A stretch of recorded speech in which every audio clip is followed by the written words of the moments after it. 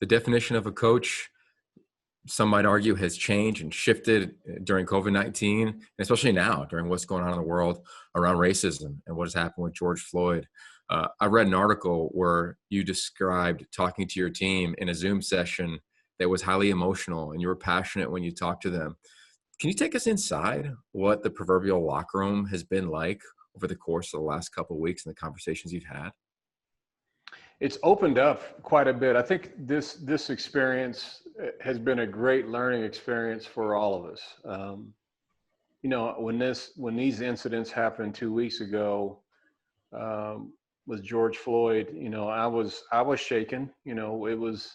It was disappointing to hear that, and it was like I can't believe this has happened again type of thing. And I think as a minority and a Black American coach, it's a struggle. It's a struggle that you've heard about for a lot of years. You've heard about it from your own parents and grandparents, growing up. And, you're hoping that as time moves forward, those feelings and things that have happened in those years in the 50s and 60s and 70s would subside into a new culture, to a culture that's really more blended and, that's supportive, for all of our ethnicities, and that really make the United States such a great country.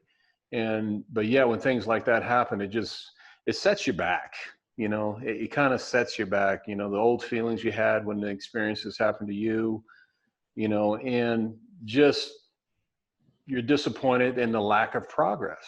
That's what you're disappointed in. We haven't learned from the process, from the issues that we've had in our past. So it was an emotional team meeting. I was emotional. Our players were emotional. I think that, a lot of our white players had a lot of empathy, but they didn't know what to say.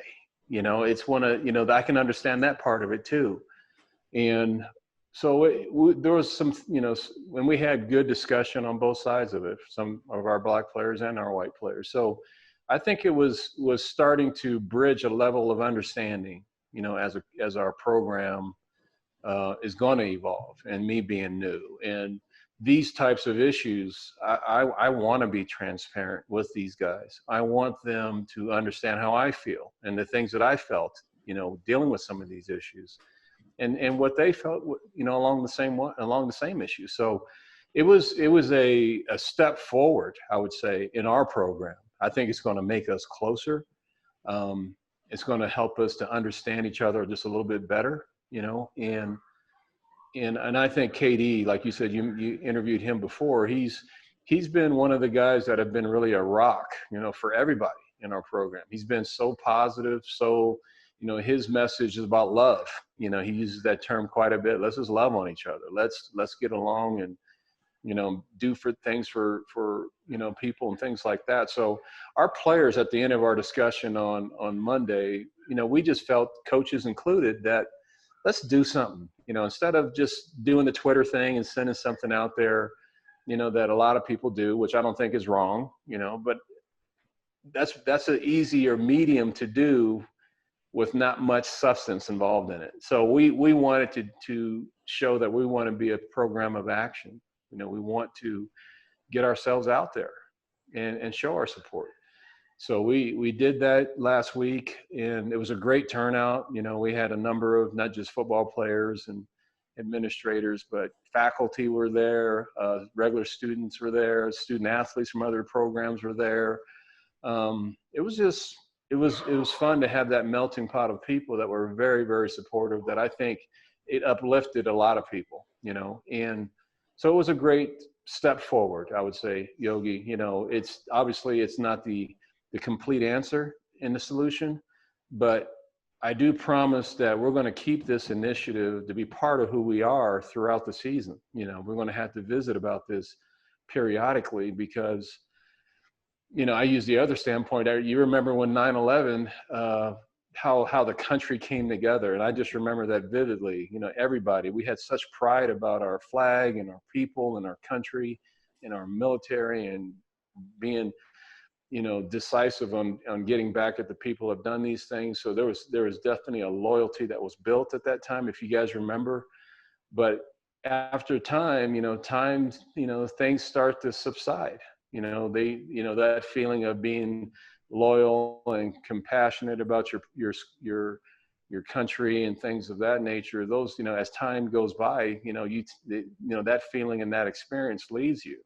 Well, I don't want this to leave us. I want it to be something that's part of who we are as we build this program, even though it's a football program. It's still going to be a platform for us to be an initiative for change.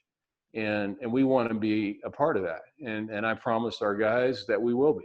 So you're asking that question about my job is different. I do see my job differently. I am a football coach, and that brought me here, and I've done it for 33 years. But I think it's more than that now. It's a great platform to really to utilize in a positive way that can help impact our community, our country in some small part that maybe, a lot of people, when they start to join in, it ends up being a big impact, but it starts in one community. Coach, when you think back to when you were a freshman or whether you were a senior like Katie Nixon, did you deal with racism? And if so, how did it affect you at that age? And are you thinking about that as you guide your roster of 105 or so players? Yeah, we shared a lot of my experiences, when I was young, being called the N-word, in the middle of football games as you're being tackled and they're trying to twist your ankle to hurt you. And, I've been with a lot of those things. I think as a Black American in a family that has been through it themselves, we've heard our stories of our history.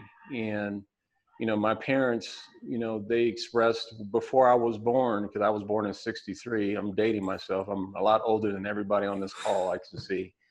But they expressed those stories, when they were traveling, relocating from the South and heading out west towards California, that they were afraid to travel, in normal circumstances and go on the speed limit. They would travel in the middle of the night, in the cloak of darkness and under the speed limit, just trying not to, be in the wake of anything that could happen, and that was when lynching was going on and things of that, when you just happen to look at people the wrong way. So, and I couldn't imagine that when I was young and they were telling me those stories, because it didn't apply to who I was at that time. And as a young person, it was like, well, I know that probably happened way back in the day, but they don't do those things now. They don't hurt us now. They don't, I kind of had that mindset, but it was, as I got older and I started seeing these things happen to me, obviously in not that drastic of a fashion, it did help me realize that, it's still there. It's still out there. It's everywhere. And some places you can probably see it more visibly than others. I grew up on the West Coast and as a California kid, but there's still, even though as progressive as California is and all that stuff, it's still there. It's still there. It's just a little bit more hidden than other places, So I've expressed a lot of those things, and I'll continue to do that to help our youth, understand a little bit about how this feeling that we have within our country, it does create division, and sometimes it's very, invasive, in a lot of ways. So it's one of those things that I think if we can continue to have this dialogue with our young people and educate them, and I think you've already heard me say this in some points of interviews that I've had last week, is that I do feel that there's a level of responsibility to help educate our young people and empower them, because they're the best instruments for us to change. It's going to be them that are going to make these things happen. It's not going to be this 56-year-old. I want to help and I want to be a part of that, but really for us to make the biggest impact, it's going to be our young people, being educated on this, on this platform, and really being progressive about moving us forward. And I do believe it's going to be up to them to get that done.